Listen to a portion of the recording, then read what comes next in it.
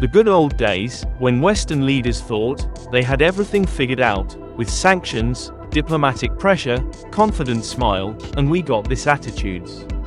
But then reality hit. The Russia-Ukraine conflict turned out to be way more complicated than the experts and Western leaders had anticipated. It's been long, messy, and full of twists that caught everyone off guard. Russia's war in Ukraine has been full of surprises, especially for those who claimed they had Moscow all figured out. The advice and decisions, coming from the so-called experts, let's just say it hasn't exactly been stellar. These are the same people advising today's leaders, but their understanding of Russia seems frozen in a Cold War-era time capsule. Armed with a Russophobic mindset, they've been serving up bad advice, leading to even worse decisions. Just look at the major examples. At first, the consensus among the smartest minds was that Russia would never actually invade. Experts like John Mearsheimer argued that Putin did not have any intention to invade Ukraine, citing Russia's rational interest in avoiding costly military conflict, the strategic concern over NATO expansion, and owning Ukraine would result in long-term problems. He believed Russia would only act if provoked by extreme circumstances. This knowledge likely discouraged Putin from wanting to invade. Europe also underestimated the likelihood of an invasion, clinging to hopes that diplomacy and sanctions would maintain peace. Spoiler alert, it didn't. US intelligence agencies underestimated Zelensky and Ukraine, while overestimating Russia and its president, even as they accurately predicted Vladimir Putin would order an invasion. The US intelligence agencies initially expected Ukraine to fall quickly to Russia, much like how Afghanistan collapsed during the Taliban resurgence. However, Ukraine's situation differed, as Zelensky led a strong resistance, and crucially, the US and Western allies provided extensive military, financial, and logistical support, which they did not offer Afghanistan during the Taliban takeover. This high level of assistance significantly bolstered Ukraine's defenses, enabling them to resist Russian advances. Without this support, the capital likely would have fallen within days. Later, when Russia struggled to achieve its objectives, those same experts who initially doubted the invasion conveniently argued they were right about one thing: Russia would face significant challenges. Many analysts and NATO officials said that Russia's actions had only strengthened Western resolve, rallied NATO, and increased military presence in Europe, all things Russia wanted to avoid. However, the war has also revealed tensions between NATO allies and the US, with disagreements over military aid and economic strains due to sanctions on Russia. Concerns about US leadership and decision-making have also surfaced within the alliance. A cornered tiger's last strike shakes the jungle. Germany's Nord Stream 2 pipeline, intended to double Russian gas supplies to Germany, was halted. Later, the pipeline was damaged in a sabotage attack in September 2022, ending any hope of it becoming operational, leading to higher energy prices and economic disruptions. And rising energy prices have hit the West in multiple ways. Europe, heavily reliant on Russian oil and gas, saw immediate impacts when Russia cut off supplies in response to sanctions. The West thought these sanctions would bring Russia to its knees.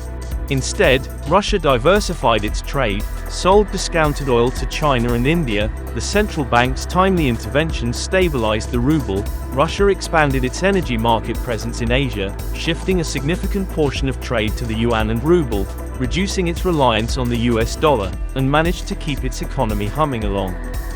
The West totally overestimated the power of economic sanctions. It turns out, Russia was prepared to ride that out. They thought the flood of arms into Ukraine would quickly shift the balance of the war, which turned out to be a big reason the conflict has dragged on. Supply chains are stretched thin, and with the West, along with the US, pouring $60 billion alone into military and economic aid, it's become much more costly and complicated than they ever expected. On the other hand, as the war progresses, Russia's military strategies have gained more flexibility, particularly through ramping up production. Russia sought assistance from Iran to refurbish old military equipment, receiving drones like the Shahd 136 and Mahajr 6, as well as short-range ballistic missiles.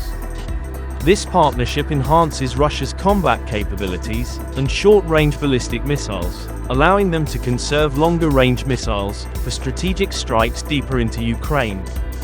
Meanwhile, India has risen as the second-largest supplier of restricted critical technologies like microchips and machine tools to Russia. These exports have surged in recent months, hitting $95 million in July, placing India right behind China as a crucial provider. While allies try to close other routes, like those through Turkey and the UAE, new hubs like India, Malaysia, and Thailand have emerged. India has also emerged as a top buyer of Russian oil, despite Allied efforts to restrict sales. At the same time, Russia has cleverly navigated sanctions, sourcing dual-use technologies that can be used for both civilian and military purposes from third-party countries. Often, these goods are procured via networks of intermediaries or subsidiaries of Western companies that may be unaware their products are being used to sustain Russia's military capabilities. Despite 2 years of sanctions and pressure, Russia has found ways to keep up its war effort in Ukraine. Now, let's talk about Russia's air strategy. In the early phase of the war, Russia struggled to gain air superiority due to Ukraine's well-coordinated Western-supplied air defenses. The limited use of precision-guided weapons, coupled with a reliance on ground-based artillery, led to high collateral damage, but didn't secure decisive control. Over time, as the war dragged on, Russia began incorporating newer missile systems and cheap drones, allowing for more targeted strikes and a shift in battlefield dynamics. By 2024, their Su-57 stealth fighters became a pivotal force, conducting over 40 airstrikes into Ukraine, undetected by NATO-backed defenses. They're ramping up production too, planning to grow the fleet to 45 jets by the end of the year. Pair that with the K-69 stealth cruise missile, which has been used to hit crucial infrastructure like the Tripa power plant in Kyiv.